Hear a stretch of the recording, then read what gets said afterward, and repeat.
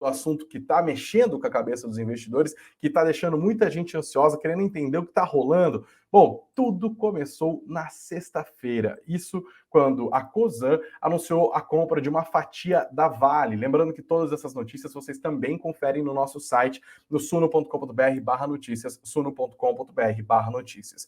Na sexta-feira, investidores, a Cosan anunciou que comprou por meio de uma subsidiária 4,9% das ações ordinárias da Vale. O valor aproximado da transação foi de cerca de 17 bilhões de reais, mas a Cosan diz que pode ainda comprar um pouquinho mais caso o CAD aprove. Pode chegar a uma participação de 6,5% das ações ordinárias da Vale. Essa operação é bancada por meio de empréstimos feitos pela Cosan junto ao Itaú e ao Bradesco, os dois maiores bancos privados do Brasil. Mas, porém, todavia, contudo, entretanto, embora, pois, o mercado não gostou nadinha da operação.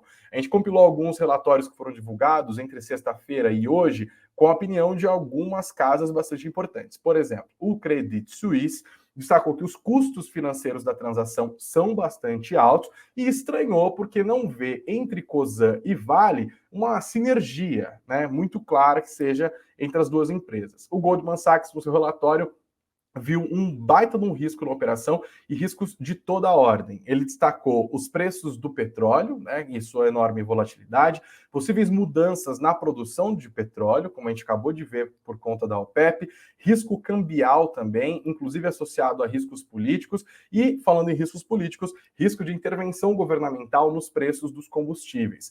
A Cosan é uma holding, né? Ela tem o controle de várias grandes empresas que compõem o grupo ali. A Cosan, inclusive, Piracicabana, assim como eu, controlada por Rubens Ometo, né? Então, nós temos ali os dois piracicabanos mais importantes do Brasil, né? Eu e depois ali o Rubens Ometo.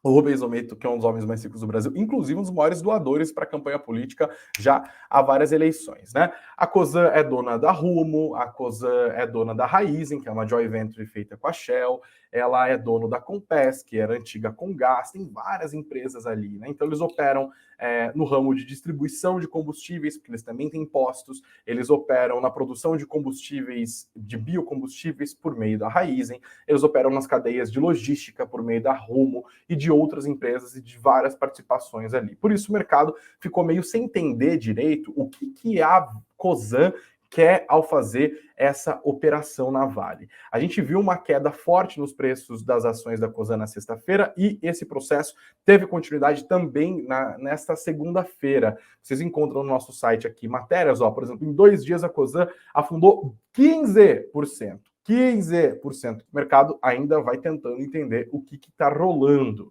Para a gente entender um pouquinho mais, o mercado olhou e falou, tá, a Cosan é desses setores aqui, que eu acabei de citar, né?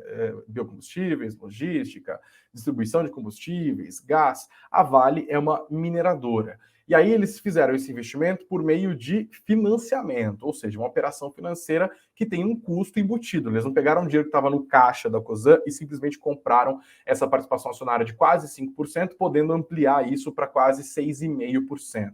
O Brasil Journal entrevistou um dos chefões ali da Cosan e o mercado foi tentar ler isso e entender o que está rolando. Eles falaram com o Marcelo Marins, vou até botar na tela aqui para a gente conseguir dar uma olhada. Cosan explica a operação financeira por trás da compra de Vale, matéria publicada hoje. Eles falaram com o Marcelo Martins, ele é Chief Strategy Officer, é o CSO da Cosan, e ele disse que o mercado ainda não teve tempo para entender o movimento e destacou o potencial de pagamento de dividendos. Eu queria dar uma olhada nessa entrevista com um pouquinho mais de atenção, porque dá dicas importantes sobre o que está rolando aqui, tá? Perguntaram para ele, né? As ações caíram muito na sexta-feira, por que o mercado não gostou? E ele disse isso que eu pontuei. O mercado ainda não teve tempo de entender o movimento, disse ele, porque realmente nunca tínhamos usado uma estrutura como essa. Todos os nossos M&As, que é do mercado financeiro para fusões e aquisições feitas anteriormente, foram no modelo clássico, com controle absoluto e sem usar derivativos, ou seja, outros produtos financeiros. Mas a beleza desta transação, continuou ele, é justamente essa. A ação da Vale é muito líquida e essa estrutura nos dá proteção caso a ação caia abaixo de um certo preço, que ele não disse qual é, ainda que também limite o nosso ganho a partir de um nível, que ele também não disse qual é. Continuou ele. Além disso, ela, as ações da Vale, nos permite ter uma opcionalidade, sair da posição a qualquer momento, por conta dessa liquidez, caso o investimento não caminhe como a Cosan imaginava originalmente, e também capturar muito valor caso as coisas forem na direção que eles esperam.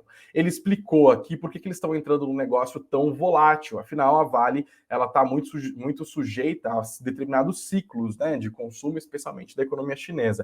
Ele disse, a Vale é uma empresa de commodities e essa palavrinha ciclicalidade. Ó que beleza? Essa ciclicalidade de fato existe, mas, porém, todavia que eu estou tratando embora pois, ela também é uma grande geradora de caixa, pouco alavancada, ou seja, tem poucas dívidas e deve continuar pagando bons dividendos, ainda mais considerando sua grande capacidade de atração de capital em negócios específicos que possam exigir maiores investimentos.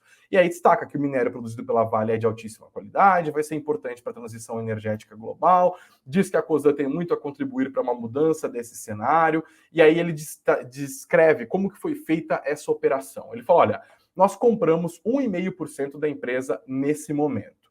Os recursos para essa posição à vista vieram de financiamento com Itaú e Bradesco. Ah, legal, como que eles vão pagar esse financiamento? Vamos pagar por meio de uma estrutura de ações preferenciais resgatáveis, ou seja, a Cosan vai pegar um pedaço do dividendo que recebe de Compass e Raízen, Compass que é a antiga Comgás, né? Raízen, que é essa joint venture com a Shell focada em produção de biocombustíveis, cuja sede é em Piracicaba, vamos falar, apenas dessas duas empresas para amortizar no tempo. Se eles vão pagar essas dívidas contraídas junto a Itaú e Bradesco usando os dividendos dessas empresas que são controladas pelo grupo Cosan. E ele continuou a explicação. A estrutura que os bancos nos deram está ligada ao percentual dos dividendos e não a um prazo específico. Ou seja, essas preferenciais podem ser resgatadas em 10 anos ou num prazo ainda mais longo. Vamos perder esse pedaço dos dividendos, de um lado, mas do outro ganhamos o dividendo da Vale. Ou seja, a gente usa os dividendos da Compass e da Raízen para amortizar essa dívida contraída junto ao Itaú e Bradesco para assumir a posição na Vale e, por outro lado, como acionistas de quase 5%, talvez 6,5% da Vale, se eles exercerem os direitos de compra que eles também estão querendo, caso o CAD autorize, eles vão receber, claro, os dividendos da mineradora. Os demais 5% fazem parte de uma estrutura de derivativos de vários produtos financeiros que eles montaram junto aos bancos, que nos permitirá comprar mais ações ou desmontá-la rapidamente. A Cosan não terá de fazer reembolso nenhum até o fim de 2024, que vai ser quando os primeiros 15% dos derivativos, das dívidas que eles emitiram ali, vão vencer. Isso é, só daqui 2 anos. Aí é que eles vão decidir se vão converter essa grana, esse pagamento de derivativos em ações ou não. E ele continua explicando. Por isso, não faz sentido em falar em vendas de ativos do nosso portfólio para financiar essa posição. Por isso que ele está explicando aqui por que eles não se desfizeram de parte da participação acionária deles em outras empresas ou venderam ativos de qualquer porte para comprar essa participação na Vale, porque ao invés disso eles optaram por uma estrutura de financiamento para comprar essas ações. Tem toda uma engenharia financeira. E ele conclui dizendo que o segundo desembolso desses derivativos só vai rolar no final de 2025 e que daqui até lá haverá tempo suficiente para que a Cosan teste a tese que ele gerou todo esse negócio e comprove se ela de fato vai criar o valor que eles imaginam estar criando com esse investimento. Perfeito? Tá aqui, tá explicado. Então, as explicações ainda não convenceram o mercado. Tem um tempo para a gente continuar observando isso, como que o mercado vai continuar a reagir. Estou muito curioso para o pregão da terça-feira para ver se as ações da Cosan, agora que estão ficando hiper baratas, vão acabar liberando algum tipo de ímpeto de compra junto aos investidores, né? O que vocês acharam disso, inclusive?